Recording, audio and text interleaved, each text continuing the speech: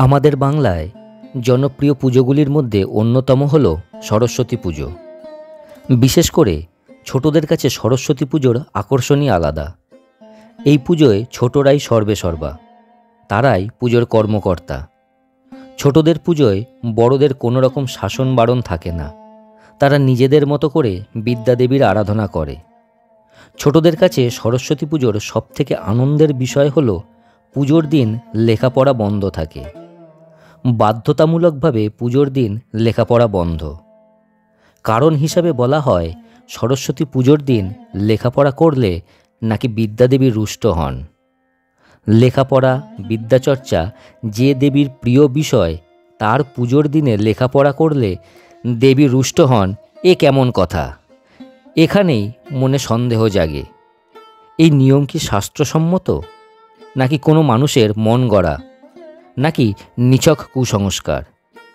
সরস্বতী পুজোর দিন লেখাপড়া করতে নেই, এই নিয়ম গোটা ভারতবর্ষের মধ্যে কেবলমাত্র বাংলাতেই পালন করা হয়। সরস্বতী পুজোর দিন বিদ্যাচর্চা নিষিদ্ধ, এই নিয়ম কি শাস্ত্রসম্মত নাকি কুসংস্কার? এই বিষয়ে শাস্ত্র কি বলছে?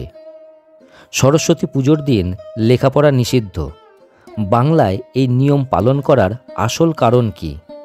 এই নিয়েই JM ইন্ডিয়া ব্লগের আরও একটি নতুন পডকাস্টে আপনাদের স্বাগত। আপনাদের সঙ্গে আমি জয়ন্ত।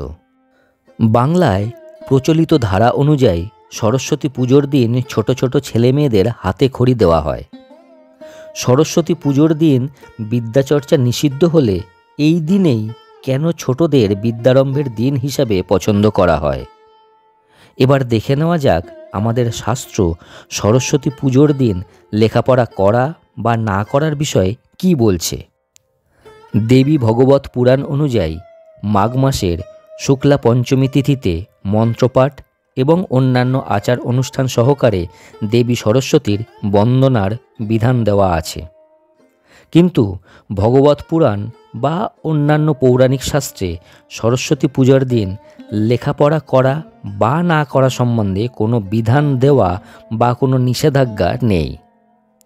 এবার প্রশ্ন হচ্ছে, আমাদের বাংলায় সরস্বতী পুজোর দিন লেখাপড়া না করার যে নিয়ম চালু আছে তা কি অশাস্ত্রীয়, কুসংস্কার নাকি নিছক লোকাচার?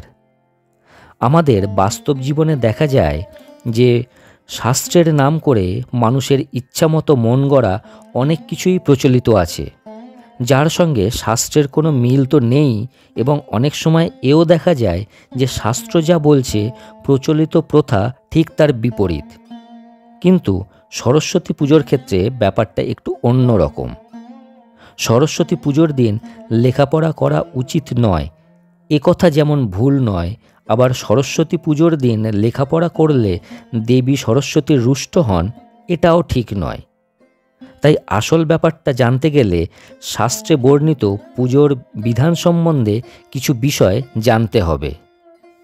শাস্ত্রমতে যে কোনো পুজোর সময় মূল প্রতিমার সঙ্গে থাকা যাবতীয় অনুষঙ্গেরও বিধিবদ্ধ পুজো করতে হয়। যেমন দুর্গাপুজোর সময় দেবীর বাহন সিংহ, 10 রকমের অস্ত্র, মহিষ, এমনকি মহিষাসুরেরও বিধিবদ্ধ পুজো করতে হয়। ঠিক তেমনি ষোড়শোপচারে পুজো করার পর সরস্বতী মূর্তির সঙ্গে থাকা অনুষঙ্গগুলি, যেমন দেবীর বাহন রাজহাঁস, বাদ্যযন্ত্র বীণা, দোয়াত, কলম, বই খাতা, রং তুলি, এমনকি বর্তমান যুগে ট্যাব বা ল্যাপটপ ইত্যাদিকেও ব্রহ্মজ্ঞানে পুজো করতে হয়। শাস্ত্রমতে পুজো করার সময় মূল প্রতিমা এবং তার সঙ্গে থাকা অনুষঙ্গগুলির মধ্যে ব্রহ্মস্থাপন অর্থাৎ প্রাণ প্রতিষ্ঠা করতে হয়।